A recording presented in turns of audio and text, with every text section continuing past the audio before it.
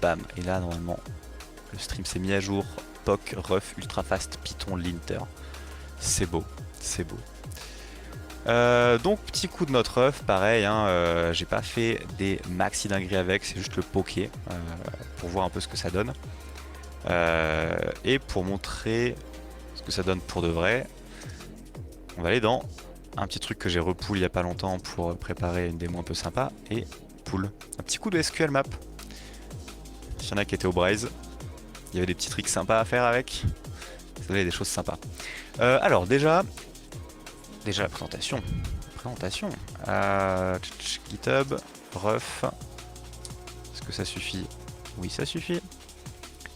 Ok, donc une fois de plus, comme la plupart des seconde URL, quelle bed option?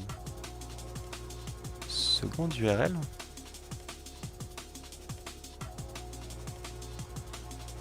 J'ai mis ça? Oh, je sais pas.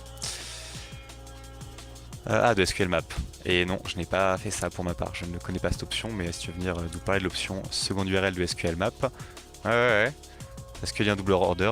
Eh ben sache qu'on n'a absolument pas fait comme ça. On a fait pour solve, donc avant de partir dans ref, chal d'injection SQL en second order pendant le brace CTF. L'idée c'est d'aller se créer un compte sur une application avec un nom d'utilisateur avec des quotes et la payload. Et lorsqu'on se log out, ça allait trigger l'injection. En tout cas lorsqu'on finissait un quiz. Il y a moyen de faire des tampers, il y a moyen de bien utiliser SQL Map, et il y a moyen de faire au secours, je sais pas ce que je fais.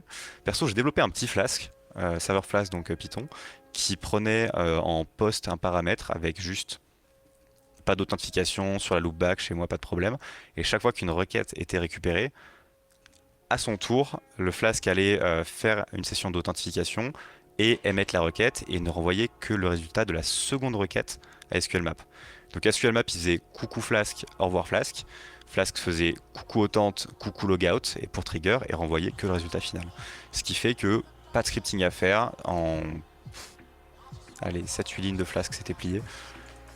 Il y a des options pour faire ça bien, il y a des options pour tricher. Enfin tricher. Trixer. Ok, revenons-en à nos refoutons. Raftan. Plein de témoignages, super, on s'en fout. Comme dans la plupart des démos, ou en tout cas readme d'outils open source, bah, dans la readme on dit on est les meilleurs ou on est presque les meilleurs, parce qu'on va pas faire un outil pour dire franchement, pas ouf ce qu'on a dev, ça ne marcherait pas. On voit qu'on peut avoir du pré-commit, on voit qu'on peut avoir checker un fichier ou un répertoire ou avoir du globbing. Ça, le globbing il est géré par bash et non par ref, donc c'est bien de le mettre en feature, mais admettons. Et il conseille une installation par pip. Je ne conseille pas une installation par pip. Ça peut marcher, mais vous allez fucker votre home, vous allez fucker plein de choses. C'est juste pour montrer un exemple simple que tout le monde va comprendre, mais c'est clairement pas la méthode smart. La méthode smart, c'est un certain Eli qui me l'a apprise et c'est très chouette. L'idée c'est d'avoir ASDF et Python d'installer pour avoir un truc solide et d'avoir Pipix qui va gérer donc petite démo aussi, GitHub, Pipix qui va gérer tous les tools que vous voulez avoir system-wide et avoir toujours à jour. Install and run Python Application Isoled Environment. Concrètement, c'est du virtualenv ou du venv ou du pipenv ou du ce que vous voulez, mais c'est bien géré contrairement à d'autres. Ça permet de gérer les paths de manière un peu automatique et bien foutue. Et clairement, ça peut aussi permettre de tout bump en version facilement et ça marche du feu de Dieu. Donc un petit coup d'install de Pipix et derrière, juste Pipix. Je vais zoomer un peu. Install, ref. Normalement, je l'avais déjà fait, mais not install factory. Ouais, il est déjà installé. Ok. Donc il est déjà installé tout court, en fait. Voilà, et donc on est bien. Pipix-h, normalement il y a moyen de montrer, faire une upgrade d'un package ou faire une upgrade de tous les packages ou de Pipix lui-même. Je vais te faire un petit coup d'upgrade. Normalement c'est un peu ballsy avant live parce que c'est là où tout se met à plus marcher. Mais voilà. Pipix list, pour flex un peu et vous montrer qu'il y a plein de trucs mais que tout est cloisonné et que du coup les binaires se font pas la gueule. En tout cas les outils se font pas la gueule. j'ai ça à installer dans Pipix. Donc du Frida, du Camset, c'était pour faire quoi? C'était pour gérer les paramètres d'une webcam, tels que vous voyez, et essayer de faire en sorte qu'elle s'ajuste pas automatiquement. La simple, enfin, du iSort, du pré-commit pour Git, pas mal de choses. YouTube DL pour récupérer bien sûr des vidéos légales. Voilà. Donc on a Pipix, on a Ref, très bien. On a mis à jour. On a donc la version 0.257. Est-ce que ça a bien mis la dernière? Yes, ça a mis à jour et ça update le pass tout seul comme un grand. On est bien. Donc bah let's go, hein, pas plus con qu'un autre. Ref.push. Ça sort plein de choses, super. Ça sort 4056 erreurs, dont 57 corrigeables. Bon, du correction, il y a encore du taf à faire, mais en vrai, whatever, ça fait le taf. Ça, on a fixé 57. Je pense qu'on peut même faire un petit git statut, voir ce qui a été changé, très bien. Git diff head, voir quelle tronche ça leur a donné. Donc il y a des fonctions qui étaient inline qui se sont fait nettoyer, des égales qui ont été remplacées en is. Faut savoir que, enfin faut savoir, I wish, j'espère, Black fonctionne avec un AST Python et pas juste, c'est presque la même syntaxe, mais vraiment Black ne fait un changement vers une autre forme que quand on a confirmé avec le parsing de Python que les AST, donc Abstract Syntax Tree, des deux programmes pré et post nettoyage, ont la même tronche et le même fonctionnement, parce que tout ce qu'on veut éviter avec un linter ou un beautifier, c'est que le nettoyage casse le travail du dev, encore plus si c'est un truc automatisé. Donc on veut pas ça, et là, est-ce qu'il parle d'AST last week? Oui, non, c'est pas ça que je veux. Podcast, past, last. Il n'en parle pas. AST, Indice Repository, Typed AST, ça sent bon. Et on voit que ça. Alors si peu de références, il y a moyen que ce soit une approche différente qui soit suivie. On pourrait checker la doc, les sources, les choses comme ça. S'il y a un TLDR, c'est bien.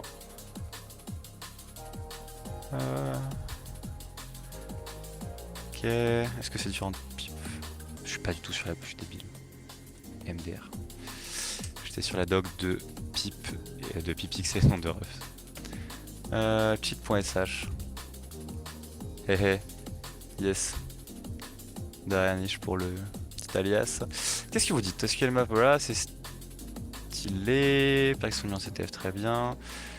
Presque cru que Ref c'était fait en Rust.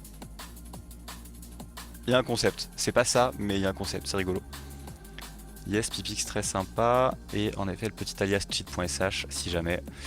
Ce dont il parle dans le chat actuellement, pour ceux qui n'ont pas la ref, c'est cheat de par exemple Pipix. Et là, bam, ça donne juste un petit TLDR de tout ce qu'on peut utiliser pour un gain de temps maximum. Et cheat, c'est quoi? Cheat, c'est un alias fait maison sur cheat.sh, ce qui veut dire que si vous n'avez pas mon alias fait maison, vous faites curl cheat.sh/pipix ou slash n'importe quel autre outil du genre Python. Et vous avez la petite cheat sheet qui fait plaisir. Très très pratique pour certains outils. On pense au Nmap et à ses milliers d'options, ben voilà, bam, juste petit gain de temps. Est-ce que ça remplace le fait de lire le man? Non. L'help non plus, c'est juste un gain de temps. C'est un aide, c'est pas un replace. On voit que ça simplifie quand même pas mal certaines choses. Là, on voit que il essaie d'importer des choses. Il a décidé que c'était du code mort pour je sais pas quelle raison, donc il les a complètement dégagés. Donc ça peut faire un peu d'heavy lifting. Je pense que s'il y a une grosse code base qui se fait passer dans Ref, comparaison d'AST ou pas, ça peut être pas mal de vérifier un peu ce qui se passe. Et donc dans ST, vous voulez quand même regarder. One more pro tips, quand vous êtes dans la main page, que ce soit GitLab ou GitHub, vous appuyez sur la touche T, vous avez du fuzzy find et on peut chercher AST, disais-je. Voilà, Ref, SRC, Checker, AST, c'est à peu près sûr qu'il va faire le même type de comparaison, à savoir, est-ce qu'ils ont mis un peu de doc là-dedans? J'aimerais bien le faire en mode... Ah, mais j'ai même pas check, en fait ils l'ont fait en Rust, c'est pour ça. Et oui, d'où le fait que ça blast. Donc c'est un black plus autopep plus je sais pas combien d'autres linters. Il y a une liste des linters supportés. Ouais. C'est donc du autoflake plus eradicate plus sûrement un peu de bandit. Non, je vois pas bandit. plus e-sort, panda, yes, bref, ça fait tout. C'est le café. Flake 8 bandit. Ça prend même en compte des règles de sécurité côté Python. Ce qui est plutôt chouette. Ça troll dans le chat. Super. Ouais, ça dit pas de où ce que c'est ça. Mais en tout cas, c'est des règles de sécu qui sont censées permettre de choper quelques failles. Pas triviales, mais genre faciles à catch. Low hanging fruits. Du coup, on a tout ça, c'est bien cool. C'est quoi les options? Parce qu'à supposer qu'on veuille ignorer un type d'erreur. Par exemple, je sais que les lines too long, ça a du sens dans certains langages. Par exemple, faire des erreurs sur des lines too long en Java, genre le Java c'est juste fait pour. En Python, admettons, on n'est pas censé avoir des lignes de 500 caractères, mais une ligne qui fait un peu plus. Supposez qu'on veuille ignorer cette erreur. Petite curiosité, est-ce qu'on a cheat ref? Et non. Voilà, obligé de lire la doc. Donc ref-h. Non, juste tirer. Allez. -h, check rule config linter clean. On n'a pas de souci de cache donc on s'en fout. Help, on s'en fout un peu. Linter, c'est juste pour lister les présents. Bam, donc il y en a quelques-uns. Et aussi ça donne les codes d'erreur. Donc on peut dire je veux par exemple ignorer. On va regarder si ça marche d'ignorer tous celles qui sont préfixées de quelque chose. On a config, rule pour expliquer une rule et check pour du coup vérifier certains fichiers. Donc je pense que quand on faisait ref point, c'était un peu comme faire par défaut ref check point. J'ai vraiment l'impression de dire ref en mode ça va mon ref. C'est très quelque chose. Je sais pas quoi, mais c'est très quelque chose. Donc on a dit check-h, on va essayer de demander d'ignorer, donc point. Cache dir iso la tête, on s'en fout. No cache, on s'en fout. stdin, on veut pas forcément ça non plus. Verbose quiet silent, exclude. C'est forcément la dernière. Donc list of pass, c'est pas des fichiers qu'on veut exclude, c'est des règles. Ignore rule code. Donc point ignore rule code. On a dit que celle des longues lines qui nous emmerdaient, c'était E505. Bam. Voilà. Ça derrière, si on pipe grep -i machin, on en a vraiment zéral. Si on check des 502, je connais pas. Si on check sur du F, non, elle est sur du E701, on en a. Parfait pour l'alias. Je suis en pleine reconstruction de mon environnement. C'est Alice tombe à pic. Ha! ASDF. Check ASDF, direnv. Et c'est déjà pas mal. C'est déjà faille. ASDF, pipix, ça me met bien. Donc voilà, on a pu déjà faire un peu de filtering, à supposer que là, on dégage notre filtering sur les erreurs. On veut l'avoir, juste ignorer ce fichier là. Pareil, on reprend un petit coup de -h. Et on a dit qu'on voulait ignorer ce fichier. On va exclude, file pattern, bam. Et on n'a plus le socks. Et si on met juste à autre chose, on récupère le socks. Donc on peut assez facilement avoir du whitelist, blacklist sur ce qu'on filtre. Et on a tout un tas de règles. Il y en a une ou deux qu'on n'a pas fait. Allez, annotation contains mixed spaces and tabs. Let's go. On a demandé de vous expliquer une règle. Ref, -h, roule ma règle. Et bam. Même un petit sample tout joli pour les développeurs. Ça dit, il y a un endroit. On va faire un truc plus stylé. Type bat. Pour celle-là en particulier. Bat grand A, on voit que le nombre de tabs. C'est super drôle pour montrer l'exemple de des fois ils utilisent des tabs et des fois ils utilisent des espaces. Bah, dans l'exemple il y a des espaces ou plus d'espaces pour montrer la différence, mais ils n'utilisent pas des tabs. Ok, une autre chance. Celui-là il était. On avait quoi d'autre comme règle? Je les ai trollés sans le vouloir, c'est terrible. Alors, derive from pflakes, message format, definition of used from line. Ouais, bon les docs, c'est pas encore...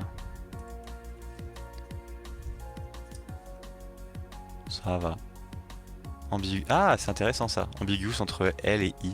Par exemple, pour éviter d'avoir un mot de passe avec des caractères qu'on ne sait pas retaper parce qu'on sait pas quelle lettre c'est.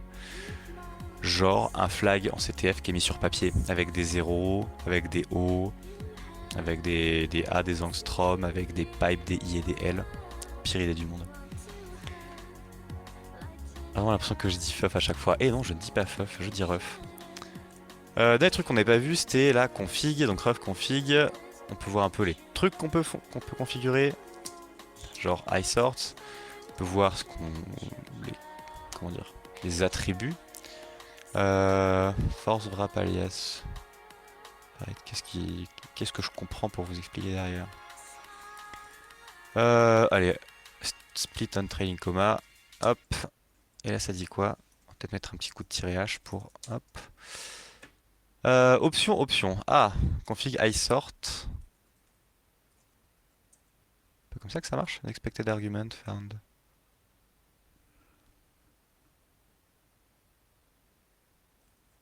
Ref, config. Alors on a perdu la musique. Et je vais récupérer soon.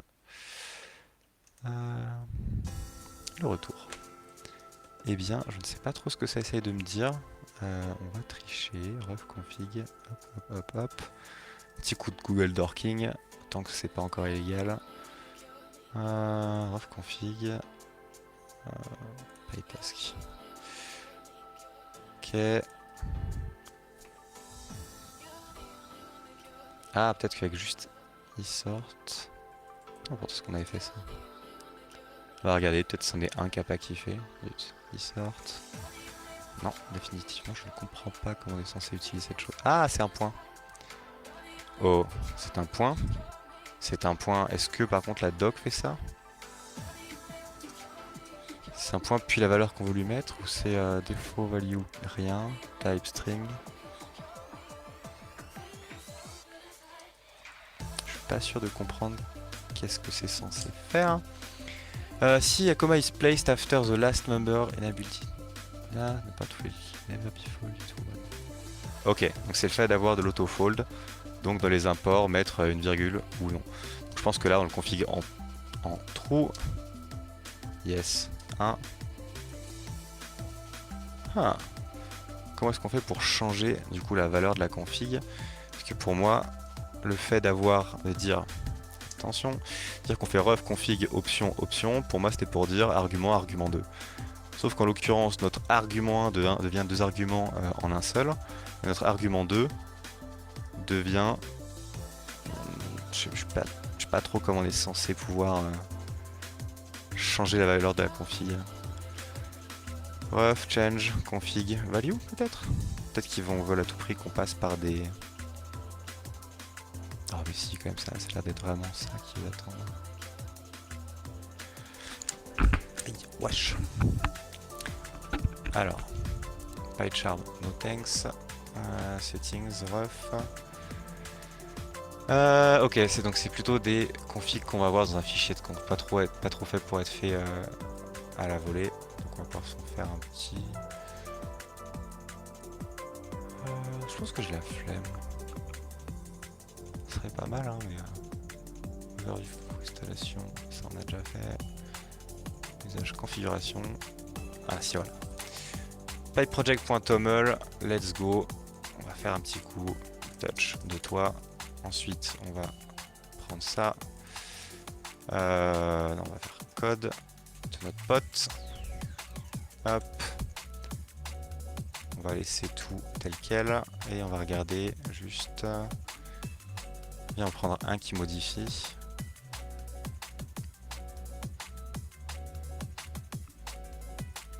Non, je pense qu'on va juste pouvoir. Tout le ref macab, ouais, c'est ça. Ce qui veut dire que nous, quand on faisait config, si on prend cette chose-là, ref macab, donc je pense que la syntaxe, ça va être ça, ça, avec tools.ref.quelque chose, et cette option-là qu'on va mettre à true. Est-ce qu'on arrive encore à ref. Nice, pas du tout, il manque un égal. Donc déjà il parse notre fichier de config, ce qui est pas mal. Cool, fixable.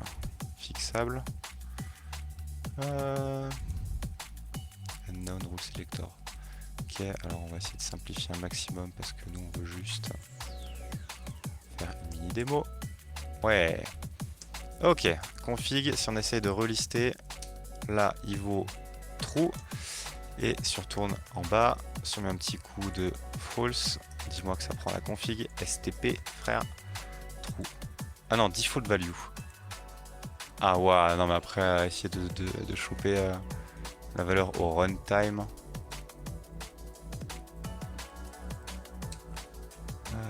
Check verbose à la rigueur, check verbose, point. Tirer verbose. Et pipeless, avec un peu de chance, il nous dit au début quel config il a. Je peux l'espoir. Diagnostic, cache. Ok, cache, super. Et ensuite les erreurs. Non, bah flemme de check au runtime. Je pense qu'on pourrait le voir dans le comportement, mais on a fait vite fait le POC. L'idée c'était de montrer un peu comment ça marche. Je vous conseille fortement de mettre un peu de linting dans vos outils quand vous en faites. Ça permet d'avoir un peu de consistance dans le code, que si vous bossez à plusieurs dessus, évitez de faire des reformats dans tous les sens, juste mettre un petit pré-commit hook pour que dès qu'un commit soit fait, le code soit nettoyé et on parte plus propre.